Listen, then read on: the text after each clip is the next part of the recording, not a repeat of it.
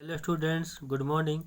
जैसा कि आप देख रहे हैं, आज आपका टॉपिक है नर जनन तंत्र। इंग्लिश में बोलते हैं मेल रिप्रोडक्टिव सिस्टम।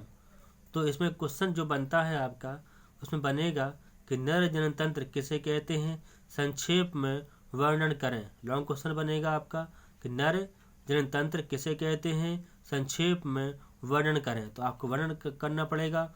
तो किस प्रकार से वर्णन करेंगे, आप देख रहे हैं इसमें जो हेडिंग्स आएंगे। नर जननतंत्र शरीर के श्रोणि क्षेत्र में स्थित होता है। तो आपका जो श्रोणि क्षेत्र होगा, जो पेल्विस रीजन होगा, वहाँ पे नर जननतंत्र का डायग्राम बना होता है या पाया जाता है। तो नर जननतंत्र में एक जोड़ी वृषण होते हैं। आपने लिंगी देखी होगी। इस प्रकार से देखो, आपको बताते हैं डायग्राम में। ये डायग्राम बना है। ये डायग्राम किसका है? ये नर जननतंत्र का डायग्राम है, मेल का, जिससे पहचान होती है कि बॉय है कि गर्ल है। तो ये आपका बॉय का डायग्राम है, यानी कि जो आपका मानव होता है, आपका जो मेल होता है, ये मेल पार्ट का है। ठीक है, हिंदी बोलते हैं नर। ठीक, आप यहाँ से समझ लीजिए, ये लिंगी है। इसमें लिखा भी है ये लिंगी है, ये लिंग बोलते हैं। ठीक है, तो लिंगी के नीचे दो गोली होती है, गोल गोल जो गोली होती हैं, तो इस प्रकार से इनको बोलते हैं वृषण बोलते हैं। ठीक है, और लिंगी के बीच में एक नलिका होती है, उसमें से मूत्र निकलता है, या बोलते हैं मूत्र मार्ग, या बोलते हैं यूरिन बोलते हैं। ठीक है, अब निकलता कैसा, आप ये देख लीजिए कि जो वृषण जो होते हैं, वृषण के अंदर स्पर्म भरे होते हैं। क्या भरा होगा? स्पर्म भरा होगा, या स्पर्म बनते हैं। इसे बोलते हैं शुक्राणु। क्या बोलेंगे? शुक्राणु बोलेंगे। जब सेक्स क्रिया होती है तो वृषण से, इस नलिका द्वारा से वृषण आते हैं, और फिर नलिका से आप देख रहे हैं, इसको बोलते वृषण कोश बोलते हैं। ये वृषण है, इसमें आपके स्पर्म पाए जाते हैं या बनते हैं। जब सेक्स क्रिया होगी तो यहाँ से वृषण निकलते हुए इस नलिका को पार करते हैं। ये आपका शुक्र वाहिनी है, यानी कि जो शुक्राणु हैं वो यहाँ से निकलते हैं, उसे शुक्रवाहिनी बोलते हैं। अब ये इस प्रकार से जब जाएंगे तो ऊपर से आते हुए ये इस प्रकार से क्या है, इसे बोलते शुक्राशय बोलते हैं, इसमें एकत्रित हो जाएगा। फिर उसका जब यहाँ से निकल के बाद फिर आकर क्या हुआ, इसी नली से बाहर आता है। जिस नली से मूत्र बाहर निकलता है, उसी नली से जो स्पर्म होते हैं वो निकलेगा। ठीक है, तो इस प्रकार से आप देख रहे हैं, ये मूत्र नली है। देख रहे हैं, ये मूत्र नली है। पानी पीते हैं छन करके। इस प्रकार से जब आएगा तो ये थैली देख रहे हैं, ये थैली मूत्र की थैली होती है। इसमें जो नली ऐड है, वो नली से इस प्रकार से आएगा तो यहाँ से यूरिन बाहर आ जाएगा। ये आपका मूत्र मार्ग कहलाता है। ठीक है, ये भरा आपका मूत्राशय कहलाता है।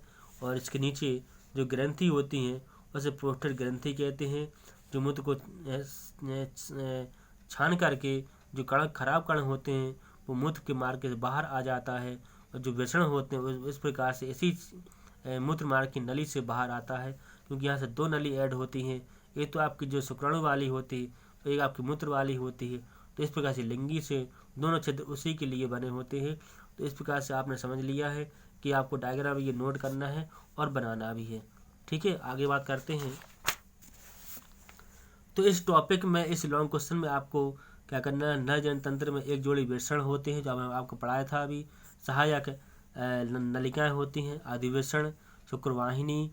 ठीक है, स्खलन नलिका, स्खलन मतलब ये होता है कि वीर्य जब बाहर निकलता है उसको बोलते हैं स्खलन बोलते हैं। और कुछ ग्रंथियां जैसे शुक्राशय, प्रोस्टेट ग्रंथि आदि इस प्रकार से पाए जाते हैं। ठीक है, तो आप देख रहे हैं यहाँ पे कि पहला इसमें टॉपिक है वृषण। इसे बोलते टेस्टिस। लिंगी के नीचे जो गोली होती है उसे बोलते वृषण। शरीर में वृषण उदर गुहा के बाहर एक अलग से थैली में स्थित होते हैं, जिसे वृषण कोश कहते हैं। ठीक है, अलग से थैली से बंधे होते हैं, लटके रहते हैं। तो वृषण कोश वृषणों के तापमान को कम रखने में सहायक होते हैं, जो शुक्राणु जनन के लिए आवश्यक होता है। इसलिए अगर टेम्परेचर कम नहीं करेंगे तो शुक्राणु कैसे बनेंगे? इसी प्रकार से प्रत्येक वृषण में लगभग 2 से 50 कक्ष होते हैं, जिन्हें वृषण पालिका कहा जाता है।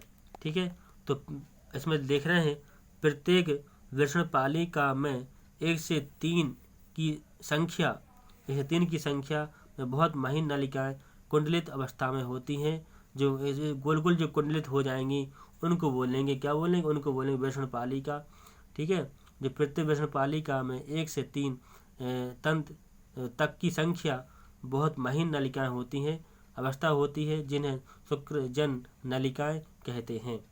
ये ठीक है, जिनमें शुक्राणु जनन की प्रक्रिया हो जाती है। तो इसमें क्या हो जाए, इसमें जो आपके स्पर्मेटोजेनेसिस होता है, इसका मतलब ये होता है कि शुक्राणु बनने की प्रक्रिया को शुक्राणु जनन या स्पर्मेटोजेनेसिस कहते हैं, और शुक्राणु स्पर्म का निर्माण होता है। ठीक है, तो शुक्राणु बहुत छोटी छोटी संरचनाएं होती हैं जो मुख्य रूप से अनुवांशिक पदार्थ संचित किए जाते हैं। तो शुक्राणु के दो मुख्य भाग होते हैं, कोशिका और पूंछ। ठीक है, मतलब कोशिका और पूंछ।